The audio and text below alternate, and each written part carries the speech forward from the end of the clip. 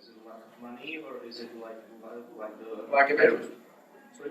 There's lack of interest, right? And the material is still illegal federally. There's no federal recognition that use for non-medical purpose might even be beneficial, right? There's now a little bit of federal effort toward the developing medical uses, right? But the notion that, people like to get stoned, right? Okay, so how much is safe to do that? How much is effective to do that? That's not a cognizable research question. But to be fair, and you make this point often, it is a more complicated intoxicant than alcohol. Alcohol being just one molecule.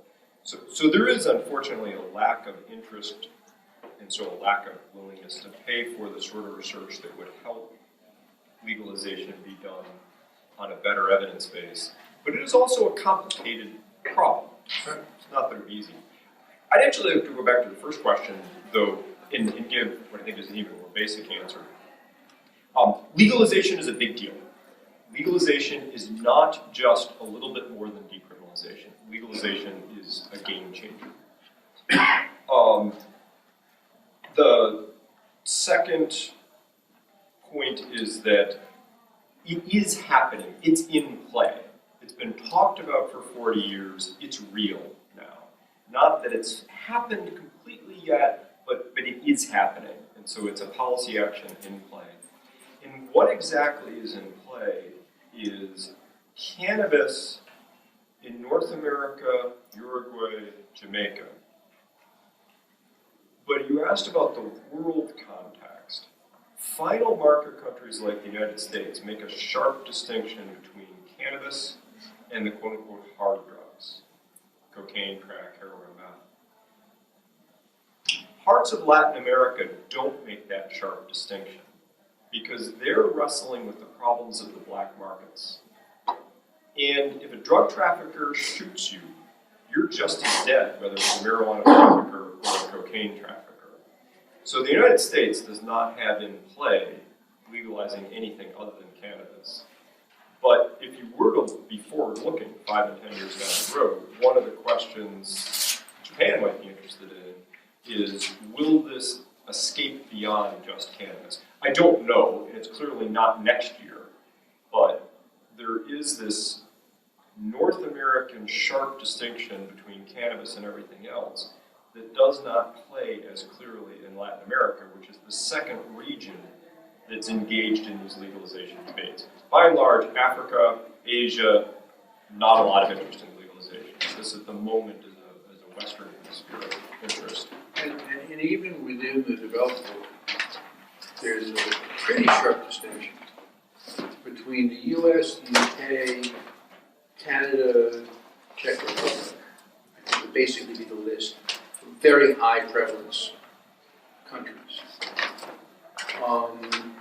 And then, most of the rest of Western Europe is lower prevalence. And of course, most of East Asia is very low prevalence.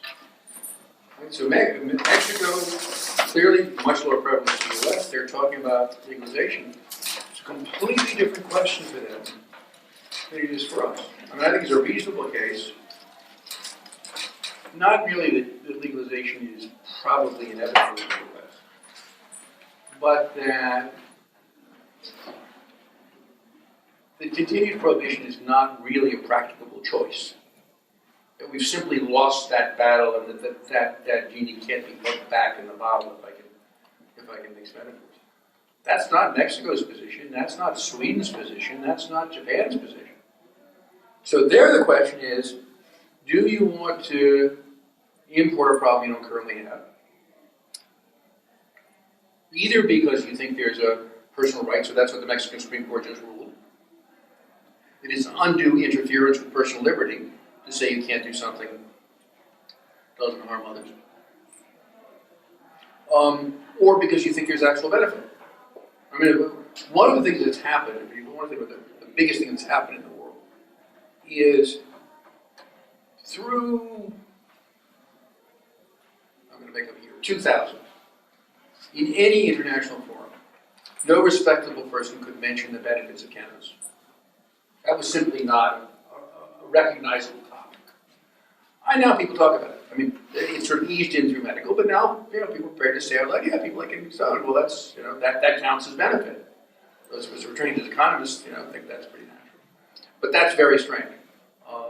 And so what the effect of that's going to be, I think is a hard question. I must say, if I were in a country that didn't currently have heavy cannabis use, and you said, well, should we think about legalizing? I think I'd say no. Let the Americans take those risks. Piggyback. But with the U.S., the cornerstone of a lot of international diplomacy, if the U.S. fully legalizes, will the international treaties hold? Yes. And there's a couple of reasons why it's a yes. The first is the United States has been, in the past, the cornerstone.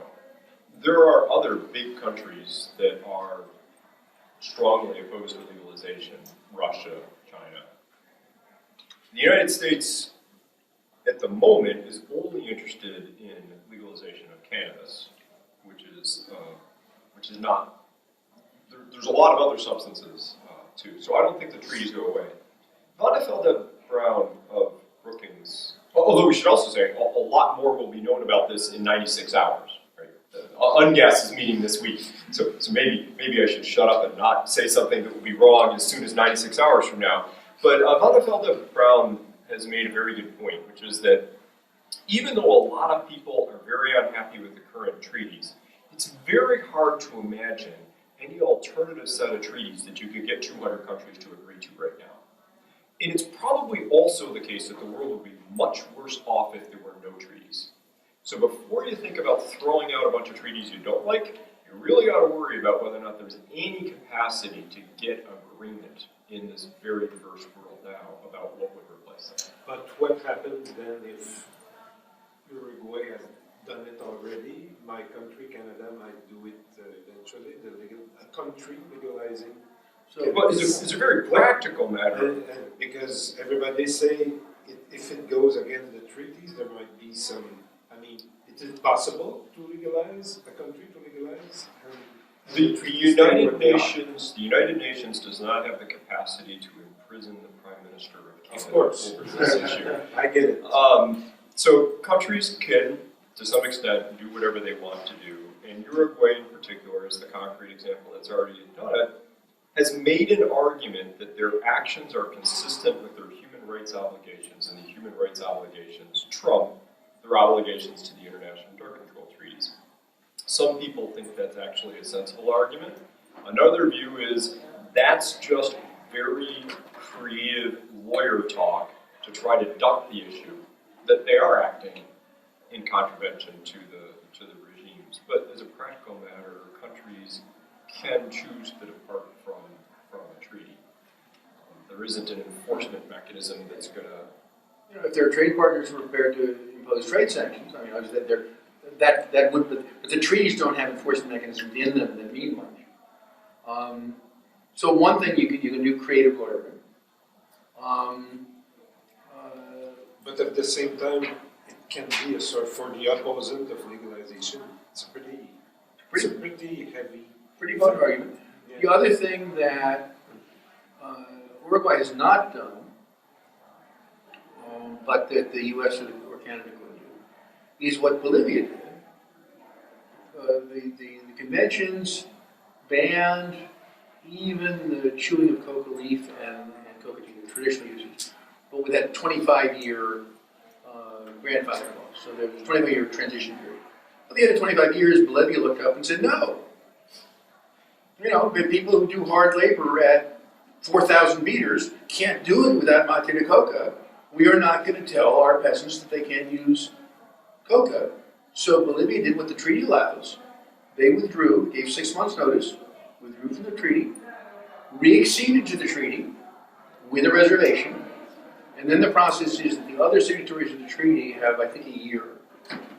If a third of them object to the re-accession, then it's rejected, and Bolivia would have been out of the international drug control regime.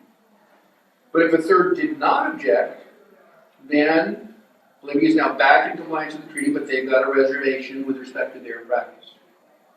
So if I were advising Prime Minister Trudeau, I would say, look, don't bullshit this. When you're ready to pass your new legalization, withdraw and exceed. I'd be very surprised if anybody's going to try and block Canada from coming back to the international drug control regime because they want to legalize cannabis. And the Dutch have something similar. They didn't withdraw, but when they signed the 88 treaty, they put in a reservation back in 1988. Going back to the US, do you think we'll continue to see this sort of mosaic of each state going its own way and the federal government continuing to say it's technically a legal substance one? The states are going to continue to do some of their own things in the short run. The next 4 years, Yeah, this is the states initial will process. Turns out to be crucial here. Legislatures, I think, would not have done that, but nobody's going to keep the voters from doing it. The federal question, Really hard. yeah. If the President of the United States wanted to suppress these operations, that would be fairly easy. It's extraordinarily hard to suppress the black market, but it's not that hard to suppress a corporation that has an address, and you can just write them a letter and say cease and desist or we seize your assets. So the question becomes, who is the president and how do they look at this politically? And that is very hard to predict. My personal guess, as you might have heard this morning, is that if you make the time horizon 10 to 15 years, that enough states are going to legalize that the federal government will concede at some point. And there are a variety of ways it could do it. It could just remove marijuana from the Controlled Substances Act. It could do a waiver system that Mark has written about. But I don't like to predict a year or two out because we have an election between now and then. Or to make the time horizon 10 or 15 years, my personal guess is that enough states will change that it becomes facts on the ground and the federal government has to go along with it. And Canada too may change this. Right. You know, if Canada weren't doing what it's doing, it would be more possible to hold out. But once Canada has legally available cannabis just across the border, that also will make it impossible to continue federal production. I'm predicting for some time that we'll have some form of national legalization sometime in Hillary Clinton's second term, and that still seems like a good guess. On both halves of that. I'm just wondering why fiction here. It's great. I'm sorry. I'm just wondering why Israel is left out of this conversation. The scientists who discovered CBD and THC 40 years ago, 50 years ago, policy has been in effect for many years for medical marijuana. They probably only have no more patients than a small dispensary in California, but still they have a huge medical marijuana patient association, lots of evidence, lots of data. They have health practitioners who've been practicing this for tens of years. Again, lots of data. Data on what? Data on dosages, strains, effect. There was a question about whether CBD or any of these products can be developed in the lab. That's already being done in the Popo. I'm just wondering why Israel is not part of any of this conversation. You should differentiate between scientific knowledge of the substance of the drug, where this science is very relevant, and the ability to predict how a particular regulatory regime will play out in the United States or Canada. I think there's much less ability to directly apply things learned in Israel in the latter situation than there is in the science question. On the other hand, the existence of Israel as a country where you can do the aggressive medical research might turn out to matter a lot. And again, the fact that some Israeli outfit invented a temperature tunable fixed dose vaporization device, that's a tremendous technological progress, very relevant to regulation. And if I were recommending a state in the design of a legal regime, I would say you can only sell concentrates bundled in that device. All right, so that gets rid of damage. And it said in one of the earlier sections that if you try to do any of the regulation like a maximum THC limit, you're just going to create an illicit market. I think John and I will both say nonsense. Because, exactly as he said, it's very easy to suppress a little bit of activity. And there's no way that the illicit market can compete on price or consumer acceptance with the legal market. So the answer is you legalize something and you leave your enforcement mechanism in place to go after everything else. One of the things I've said to various people, and can't so far get any consent to this proposition, is that before legalization, cannabis enforcement is almost completely worthless. Because all you do when you arrest a dealer is create a market niche for a new dealer. Have very little impact on the market, particularly at the scale we're currently at. Once you've legalized cannabis, every time you do an enforcement action against the illegal market, you're driving people into the legal market. Because now you've got a legal substitute for the illegal product you're fighting. So the technical side of drug law enforcement just got much easier as a result of legalization. Now, no state, so far, has taken its existing enforcement machinery and put it at full force against its remaining illicit market. Because the political process of legalization has been around the notion all this stuff is wrong. But I would love to see both state enforcement officials and the federal enforcement officials. Right? I mean, all this stuff remains illegal under federal law. And again, if I were running a legalized state system, I would say to all the players, look, there may be some regulations that we can't pass, but I have DEA's phone number. You start putting up billboards, I'm going to drop a dime. Again, this is an aspect of federalism that still has to be worked out. And at the moment, the DEA is not at all sympathetic with state-level legalization.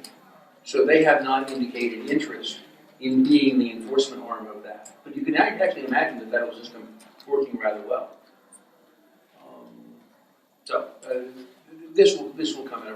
And eventually you're going to have the legal industry lobbying for aggressive enforcement against its illegal competition. That's probably what's going to bring about halfway sensible policy.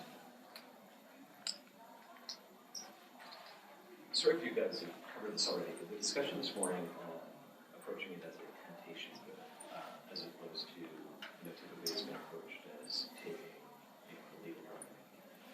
If it's approached as a temptation good, how does the regulation change it? Sure. I'll give a concrete answer, although I'll also say that I think in part, conceptualizing it as a temptation good is an invitation to the public generally to create social norms. Some people have a social norm, don't drink alcohol before lunch. That's not a law, it's not a regulation, it's just a social norm. And so if we are honest about the potential for people to lose control of cannabis use, then we might as a society, outside of the political process, want to try and create social norms to control use. But a concrete example of a regulatory question is this: do you allow use in public? Inasmuch as secondhand cannabis smoke isn't known to create serious health harms, physiological health harms for the person who's walking by, if you don't think in temptation good terms, you say, smoking in public, no problem. One person smoking is not causing cancer or causing heart disease for the person who's walking by. But if you say, this is something that even adults, not just kids, sometimes have trouble keeping control of, let's protect people from having to day in and day out be exposed to the idea of using and that temptation. So let's continue to have this be something that is only done in private. So that would be a concrete example of where if you thought of it as a temptation good, you might ban use in public, even if you don't think that there's a physiological health harm of use in. And the same is true of advertising. Yeah, sure, absolutely. If you think about the category of temptation good does is to say, look, there are things that we don't want to prohibit, but that we also don't want people to promote. I mean, it seems strange that there's no category in between sell it as aggressively as you like it and go to jail for using it. But we in fact have not developed that category, except for tobacco. Right? I mean, the change in tobacco policy over the last 50 years has gone from treating it like an ordinary commodity to having both national and international governments, or national and international agencies, proclaim as a goal reducing the amount of tobacco products consumed. Now contrast that with alcohol. Much more damaging drug in almost every way except killing you. Much more damaging to third parties. All of the international tobacco control regimes are simply about taxation and preventing sales to minors and that kind of stuff. No state, I mean, if you ask Rick Garza, who runs the Washington Liquor and Cannabis Board, is it part of your job in your Liquor Authority Act to reduce the amount of alcohol consumption in Washington State? So no. Our job is to make sure the taxes are collected, that there aren't sales to minors, that there aren't disorderly conditions around bars and liquor stores. That's our job. Alcoholism, that's the health department's job.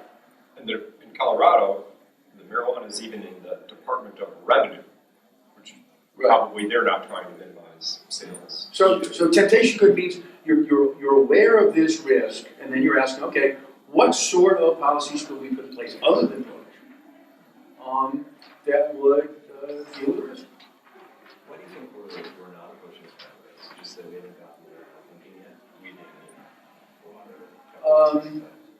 Probably the short answer is yes. It's not all that long ago that governments weren't in the business of trying to protect consumers in general. So the default position in a free market society is not to protect consumers from a product that they are well informed about. Normally trust consumer sovereignty. It's a fairly new idea in the last 20 or 30 years to recognize that consumers can consistently make bad choices that hurt themselves. So behavioral economics sort of is a whole intellectual mechanism that justifies this sort of stuff that's relatively new. But the other reason we're not going to deal with it this way is what I tried to say at the beginning, which is this is a polarized debate. You're either for it or against it. I can't tell you how many times I've gotten calls from radio or TV bookers saying we're having a show on marijuana, are you for it or against it? And I say, no, those are two silly positions. It's a simple issue. I do that for a while. And the booker says, thank you very much. Now, can you give me one representative of each of those silly positions? I have to book the show.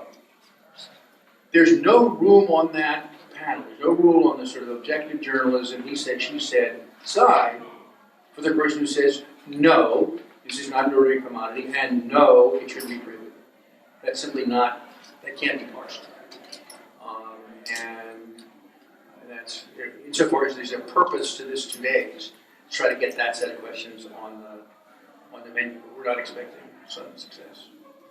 Yeah, I think there certainly are some regulations that incorporate the idea of temptation to, right? So cannabis in Washington, Colorado, Oregon, it can only be sold in a store that's specifically for cannabis. You can't walk into a CVS and walk out with a joint. And of course, you've had this previously in alcohol. But most of those states have been alcohol came out of alcohol prohibition ended, and then we moved explicitly to a regime that did not treat it originally like any other good, and then the regulate like alcohol inherited that. And I think now there's a small handful of states who continue to require alcohol to be sold in alcohol-specific stores. Yeah. And whether that happens with cannabis, I think will be interesting to watch. Two different issues here. One is whether they have to be cannabis-specific stores. And something I haven't seen a discussion about is that's going to radically influence the structure of the industry. If cannabis is sold in cannabis-specific stores, then there will be cannabis companies. The minute cannabis can be sold in CVS, all of the producers of alcohol, tobacco, and food, they have massive distribution systems that can get Pringles into every 7-Eleven and gas station in the country, suddenly can be players in the market. So just the distinction between cannabis only and general purpose stores could be overwhelming in the sense of the structure of this business. But the other question is, should those cannabis-specific stores be state-owned or otherwise not-for-profit? again, the key principle I would argue is that there shouldn't be anybody making money off converting somebody else into somebody cannabis dependent. Right? Once you say it's a temptation good, well, tempting people is wrong the last time I checked. And so we shouldn't allow that temptation to be a commercial activity. And it seems to be the argument for either state provision or not-for-profit provision is really pretty overwhelming.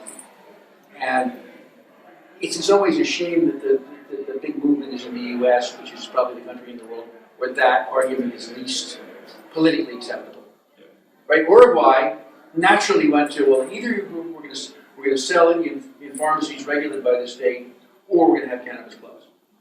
It never occurred to anybody that there was going to be a full commercial market. So in some ways, the U.S. is the wrong laboratory for this. Maybe too early to tell, but the states that have already legalized, they're doing it with different systems, but is there any actual... Not different enough to matter. Well, in particular in that it's always for-profit companies that are allowed to produce and distribute. So there's details that differ. The one outlier is Washington, D.C. And boy, do I wish somebody were doing serious research on grow and give. That happens to be my favorite system for cannabis. And I'd really like to know whether it's working or not. But I can't tell you whether grow and give is now 2% or 40% of the DC market. I don't think I have a clue. So you would not advise Canada to follow the US model? That's what I understand. I would advise Canada to watch the US model and do the opposite. It's almost always the case in drug policy, doing the opposite of what the US does will get you more or less the right answer.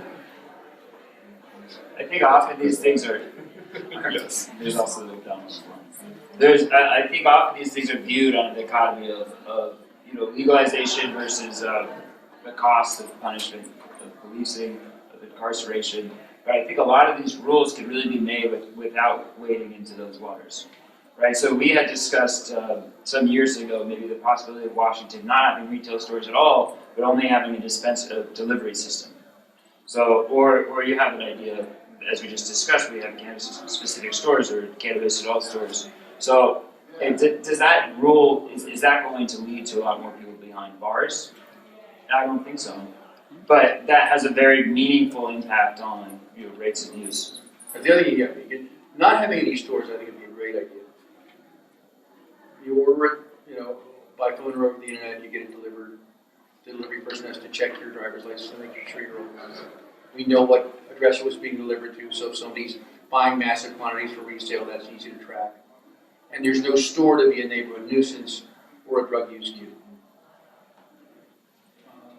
The one exception is forcing the existence of stores is a way of keeping prices from falling too far. Because the stores are sort of an inexpensive mechanism for achieving retail sales. If you were just sold at a grocery store or convenience store, think about the cost per unit that the cashier swipes and drops in the bag. Those sales can happen at, 10 cents, 25 cents per transaction. When you can only sell through a specific bricks and mortar store, it in some sense creates an inefficiency that can be valuable when you don't want the prices to be too low. So part of it is, do you think the taxes can maintain the price for time will tell.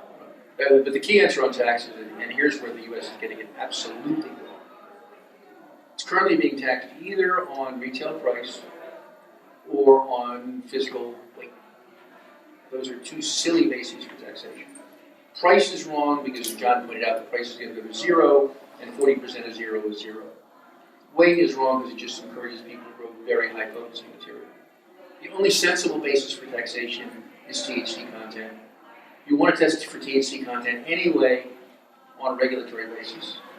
In addition, since the current labs have an incentive to overstate the THC content because that's what the market's demanding, if you tax by THC content, you set up a certain amount of countervailing force to keep the labs honest. And then you could, then you don't have to worry about the price falling. The alternative to doing it that way, it's in some ways more elegant, is to decide how much THC will be produced in the jurisdiction.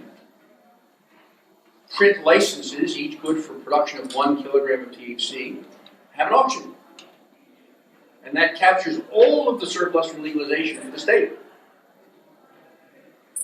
But somehow that's stopped.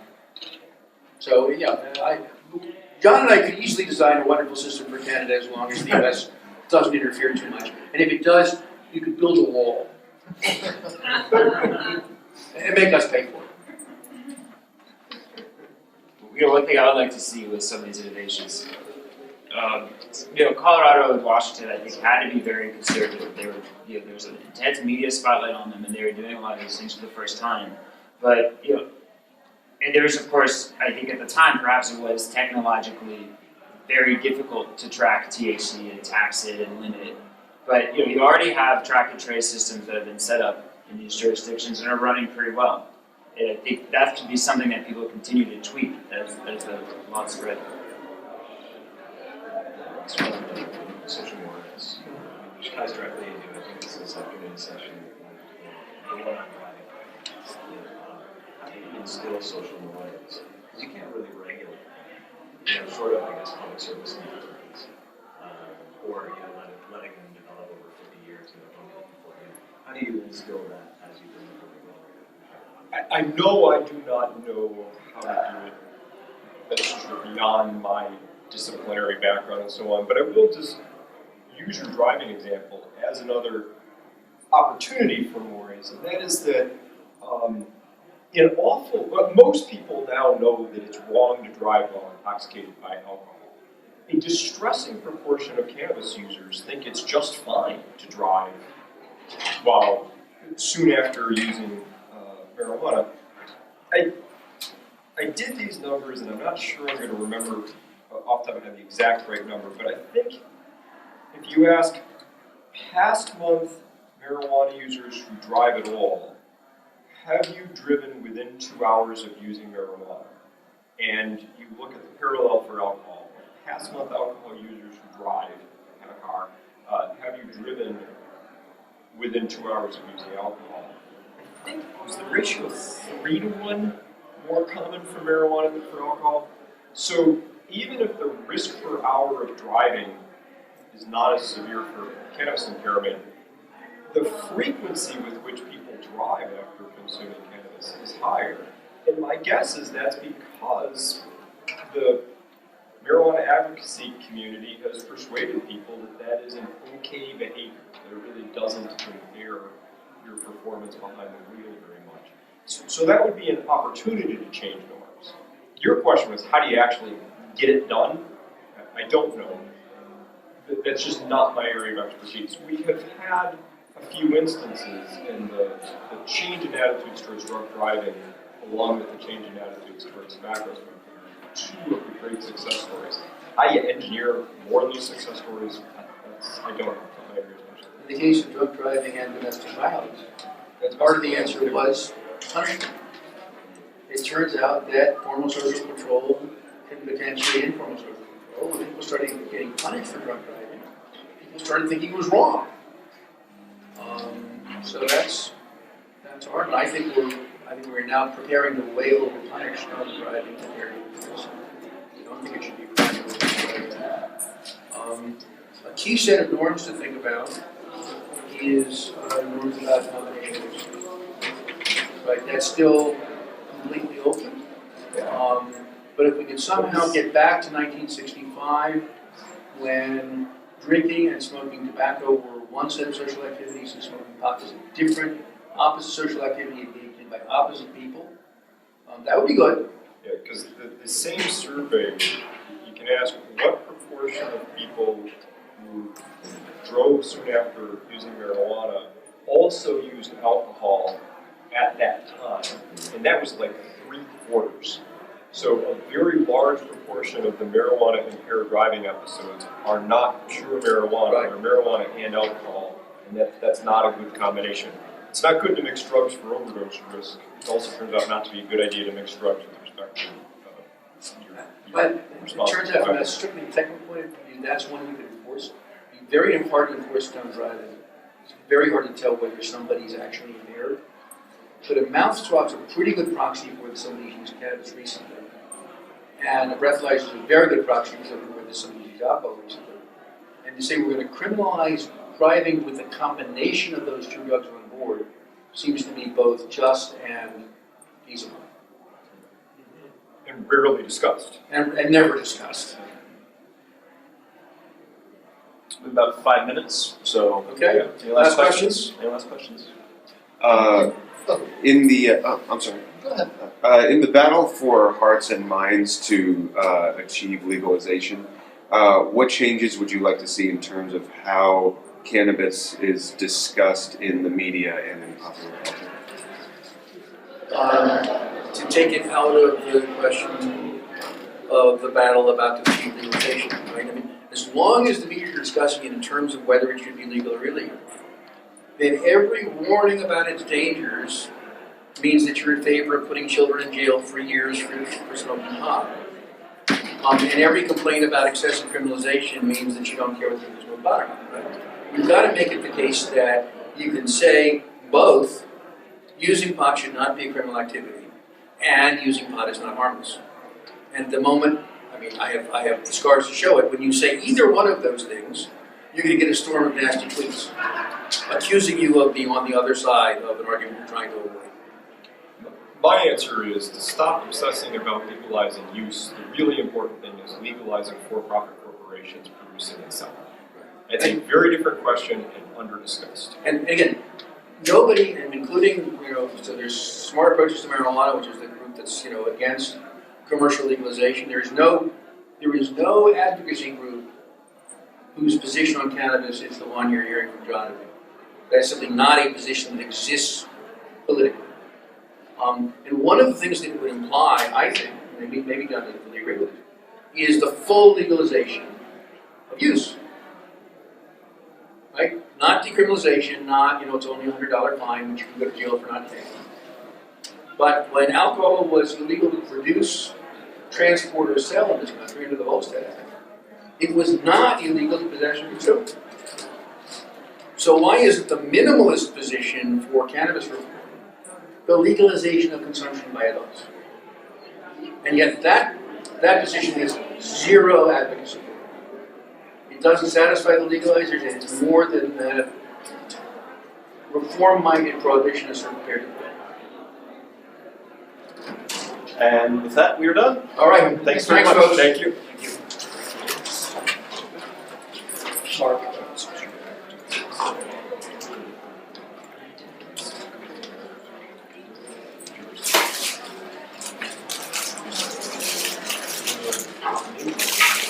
Just a reminder, we have 2 more of these sessions tomorrow with 4 different people.